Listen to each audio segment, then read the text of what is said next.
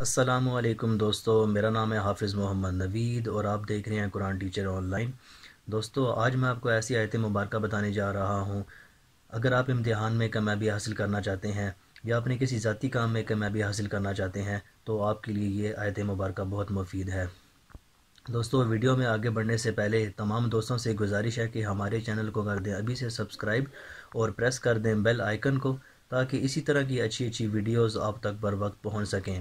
دوستو وہ آیت مبارکہ یہ ہے فَإِنَّ حَسْبُكَ اللَّهُ هُوَ الَّذِي أَيَّدَكَ بِنَصْرِهِ وَبِالْمُؤْمِنِينَ فَإِنَّ حَسْبُكَ اللَّهُ هُوَ الَّذِي أَيَّدَكَ بِنَصْرِهِ وَبِالْمُؤْمِنِينَ سورۃ الانفال آیت نمبر 26۔